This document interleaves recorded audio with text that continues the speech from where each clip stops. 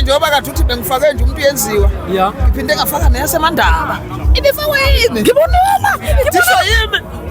Sasha, ngathi mfowethu iphahla lakhala ikhanda lezo ndukwana zoyihlo nonyoko ziyathela ngoba ziyalazela imikhanda ngathi khuzana impongose. Hayi, hey kwabo. Nginesho abasola ukuthi khona Banamanga.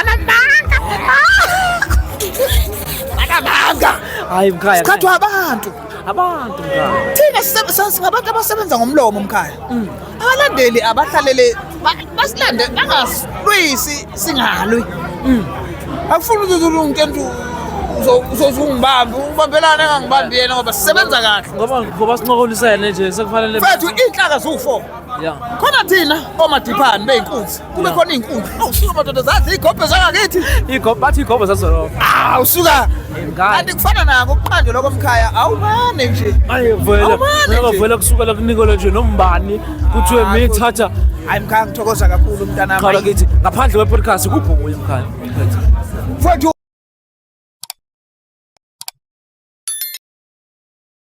mkhaya khamba kahle. ngiyaphela mkhaya Uyayisithi wena mkhaya sidibana le kude koZululand. Sidibana kuphi khona mkhaya kodwa nje July mfana siyajabaza. mkhaya siyazenzela umhlaba uphethwe yini Utshekele ngakithi mfethu uthe simsekele nje. Sakhetha kahle. yazi ukuthi ngakithi sikuphela sibabele yethi kuphela sabhale izindawo Ngathi ngibuka ngithi mina uwe. Ngathi mina unango bahuphi. Isibheyini ngathi sibathathu kuphela futhi sihlala sihlangana sobathathu sizela ku-UEFA. Hayi bafethu.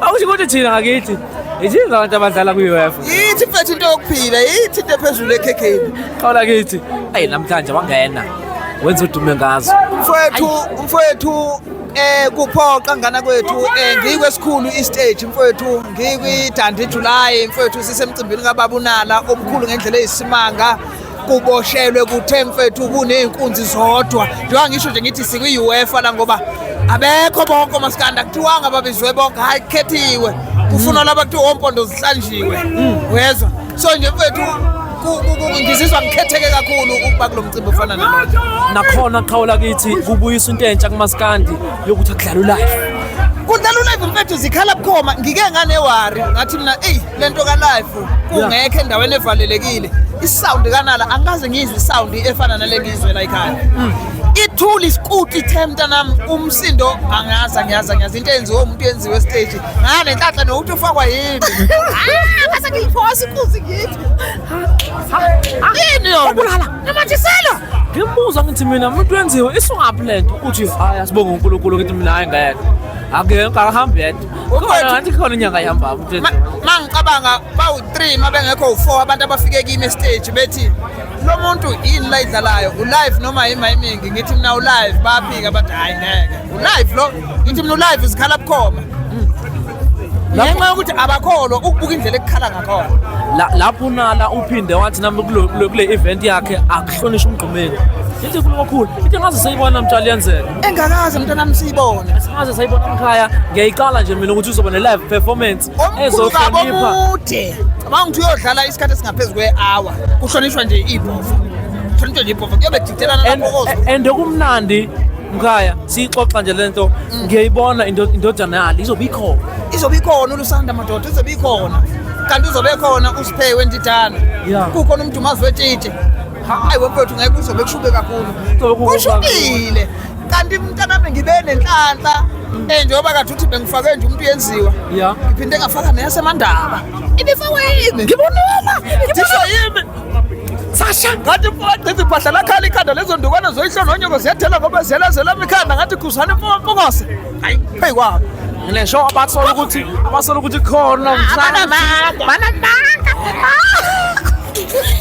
banamanga hayi mkhaya sikhathwa abantu mkhaya thina singabantu abasebenza ngomlomo mkhaya abalandeli abahlalele basilande bangasilwisi singalwi akufuni uzulunke ntu uzozungibamba ubambelana engangibambi yena ngoba sisebenza kahle ngoba sincokolisene nje sekufanele mfethu inhlaka zu4 khona thina omadipani beyinkunzi kube khona inkunzi lesiyifaka stage kube khona nina bezindaba bese kube khona abahleli bemicimbi abalandeleke lapha kuphela umuntu akahlalela ahlalela umuntu akahlalela ehleli khona bangasondelana ngoba manje isithebe sincane kufuneka thini hayi kanti Mkhaya kwethu nje umuntu akahlalela ehleli khona Mkhaya zini inhlelo zakho kulo nyaka mfowethu ngivule i-YouTube channel yami menze Mkhala ngivule mfethu influencers spotlight kwiGuduza TV engiyiqambe ngegama lika babaka uGuduza mfethu influencers spotlight la mfethu ngizobe ngibiza khona nala ngibiza khona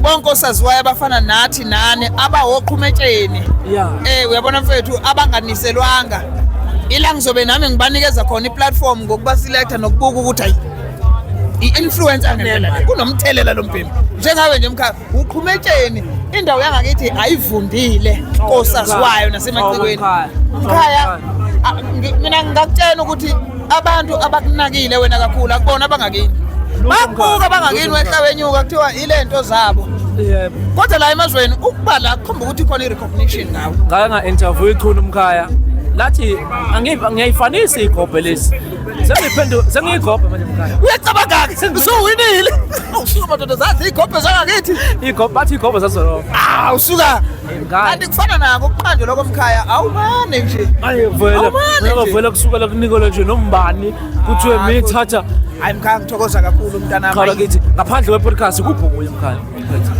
mfowethu ngoba ngihlala ngisho ebandleni ngithi mina ave kubalulekile ngoba lezi zinto esizenzayo ezifana nalezi ze-entertainment izinto ngeke ugarante ngazo ukuthi uzoyiphilisa ngazo ngoba imbalo imicimbi efana nalokanala ekhokha ngempela ngesikhathi mina ngizela kulo mcimbi sengiwukweleta uyezwa so ngiya entweni ethi ave kubalulekile mfowethu ukuthi sibe nento esiyenza daily mina nje mfowethu ngiyasebenza ngumuntu omlungu njengoba ngila nje ngo7 ekseni ngiyongena emsebenzini egoli fanele nje siyishaye sibuyele egoli manje ushuthi uzotiza phela Mkhaya ngeke umkhambi manje mfowethu ikona nje ukuthi ke sila emaqeleni amabhano yawekho kodwa ke masingasuka ngo12 la hayi kuyosasise egoli Mkhaya sihambe sekwamlungu ufisela ukubuza Mkhaya mfowethu uphile Mkhaya uphile mntaka baba uyibambe kanje mfowethu njengoba ngisho ngithi sibathathu isabathathu Mkhaya uyabona yimi uwe ubahuphe ukhona umfowethu Mkhaya lapha uphezu kwenxeba yambona naye akaqinisa wangakithi phela uphezu umakhelwane wami phela uphezu kwenxeba